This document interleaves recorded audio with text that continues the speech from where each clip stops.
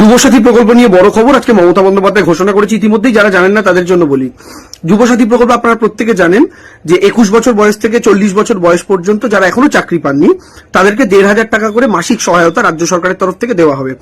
যারা শিক্ষা সংক্রান্ত স্কলারশিপগুলি বাদ দিয়ে অন্য যে কোনো রকমের সুবিধা পান তারা একমাত্র এটাতে অ্যাপ্লাই করতে পারবেন না, এছাড়া বাকি প্রত্যেকে এটাতে অ্যাপ্লাই করতে পারবেন। এই যে প্রকল্পটা, এটা 15ই আগস্ট 2026 থেকে শুরু হওয়ার কথা ছিল, কিন্তু মমতা বন্দ্যোপাধ্যায় ঘোষণা করেছেন 1 এপ্রিল থেকেই প্রকল্প শুরু হবে। কিভাবে পাবেন? 294টা বিধানসভাতেই ক্যাম্প হবে একটা করে। সেই ক্যাম্পে 3টে ডিপার্টমেন্ট বসবে, তার মধ্যে ইউথ অ্যান্ড স্পোর্টস ডিপার্টমেন্টও থাকবে। সেই ইউথ অ্যান্ড স্পোর্টস ডিপার্টমেন্টের যে টেবিল, সেখান থেকে আপনারা এর ফর্ম ফিল আপ করতে পারবেন, করে নিজেদের আবেদন জমা দিতে পারবেন। তাই আগামী 1 এপ্রিল থেকে যুবসাথী প্রকল্প চালু হচ্ছে। প্রত্যেকের জন্য এই প্রকল্প, একমাত্র এই বয়স থেকে এই বয়স যে লিমিটেশন আমি বললাম 20 থেকে এই 21 থেকে 40 বছর বয়স পর্যন্ত যারা যারা আছেন এখনো পর্যন্ত চাকরি পাননি, চাকরি পাওয়ার জন্য তাদের সহায়তা হিসাবে ধরুন ফর্ম ফিল আপ, গাড়িতে যাতায়াতের খরচ, ইন্টারভিউ দিতে যাওয়া, তার আগে তো অনেক খরচ হয়, তার বাবদই রাজ্য সরকারের তরফ থেকে 5 বছর পর্যন্ত এই সহায়তা টানা পাবেন।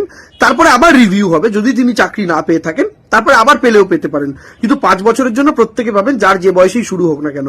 তো এই প্রকল্পটা চালু হচ্ছে, প্রত্যেকে অ্যাপ্লাই করুন, এলাকায় খোঁজ রাখুন আপনার এলাকায় কোথায় কবে আপনার বিধানসভাতে সেই ক্যাম্প বসছে, প্রত্যেকে আবেদন করুন এবং মমতা বন্দ্যোপাধ্যায় যা বলেন তা কিন্তু করে দেখান। লক্ষ্মীর ভান্ডারও পাওয়া গেছে, যুবসাথীও পাওয়া যাবে। জয় বাংলা।